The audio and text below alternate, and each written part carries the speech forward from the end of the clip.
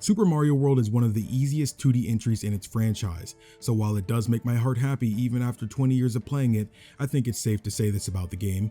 However, what if there was a way to actually add some challenge to the main route of the game? Can you beat Super Mario World without taking any damage? But with any good challenge, we gotta set some ground rules first. 1. Each level must be beaten start to finish without taking any damage. I know, sounds obvious, but the wording is important. It kind of pissed me off if I had to restart the entire game each time I got hit, and it's just a complete waste of time.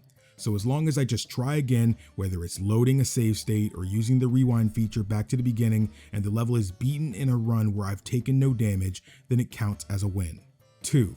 Because of how the game is designed, the only power-up I want to use is the mushroom, as at certain points you'll need to break obstacles with the spin jump, which can only be done while having a power-up. This rule is kinda less important since I'm pretty freaking sure there's 2 times you'll need one, but I can't remember off the top of my head. What's worse is that I can't get hit, so once I get a power up, I can't get rid of it. 3. This one is inconsequential, but I want to avoid checkpoints as much as possible, because if I get hit and kill myself so I can restart, next time I enter the level, it'll start me back at the checkpoint, which will annoy the crap out of me, so it's best to just ignore them altogether. But with these things out of the way, let's head into Yoshi's Island. World 1 of the game, not the sequel prequel to this game. So dive bombing myself into Yoshi's Island 1, my family would disown me if anything eventful happened in this stage. I had no issues, grabbed my mushroom, which will be my trusty companion in this playthrough, got a secondary, which will basically be useless, and kept moving towards the Yellow Switch Palace. I wanted to stop by here because it adds some safety blocks in other stages, so I might as well make use of it if it makes things easier. I've never attempted a no damage run in this game before, so I don't really know what to expect, but I'm sure there's nothing to worry about, right? Yoshi's Island 2 went basically just as well as the first. Nothing to report on, no risk of losing all credibility, the journey continues. Now Yoshi's Island 3 is where I got a bit cocky, and Mario died a stupid, painful death. But don't worry, a band-aid did the trick. Yoshi's Island 4 was definitely a sequel to Yoshi's Island 3. A similar story with a similar conclusion. Don't judge me,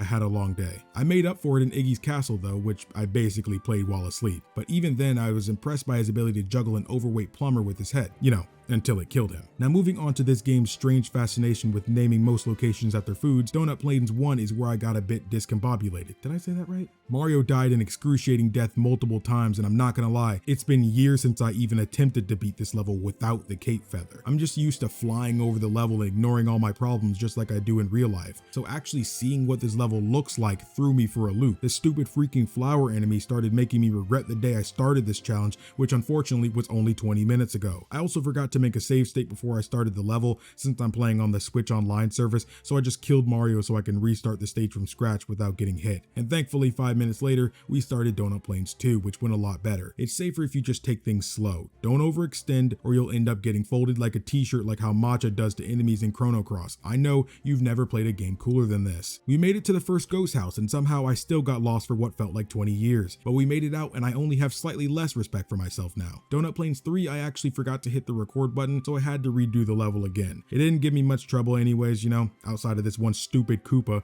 but I actually did better this time. I ended up in the chance room where I won some extra lives too. Not that they mean much to me, but I guess it's kind of like accepting fruitcake from your neighbor, even though you're just gonna throw it away anyway. The fruitcake came back for vengeance as Donut Plains 4 was pretty annoying. We meet Lakitu's less famous little brother for the first time, and I've gotta say, I'm not a fan. But hey, it all worked out in the end with this MLG play on my final attempt, and now all is right in the world. After that, it was time to storm Morton's castle and let him know that all of Twitter knows he's the least popular Koopaling. Just ignore my having to restart like 3 times. Boom, bam, bop, you dead. Vanilla Dome, huh? Thanks Nintendo for breaking my diet. Vanilla Dome 1 was kind of a doozy. Do people still say that? Anyways, I lost a couple of times here, but I swear I couldn't make the jump on this slope, but I never realized you had to spin jump to get in it. Was this a speedrun strat? Was this the right way? Am I making a big deal out of something 5-year-olds figured out faster? The world may never know. But hey, I also squeezed through this small space when usually you need to be normal Mario to get through here, and I thought that was pretty neat. I lost at Vanilla Dome 2 once because I forgot that the freaking charging chuck would use Shadow Clone Jutsu if he's on screen long enough, but I was able to restart and get through it fast enough again, so who cares. Afterwards, we visited the neighborhood ghost house. I actually almost ran out the clock on this one because I was busy watching Arcane on my other monitor, so I kept forgetting to bring the P block with me to the door that appears. I still lost once though by missing the spin jump on one of those greasy grimy ghost bubbles, but overall, man, Arcane episode 3 made me contemplate my existence for the next half an hour, and I even forgot to stop the recording. Though with my existential crisis passing, I made my way through both Vanilla Dome 3 and 4 with relatively no issue, one with a refreshing taste of lava and the other with a nice chat with the local bullet bills. They pointed me in the direction towards Lemmy's castle, which went a bit better than I expected until I got to Lemmy himself. He made me have to restart 3 times. Yeah, did I say 3 times? How about 7? Talking all that smack. 7 times. Maybe if you stop being so...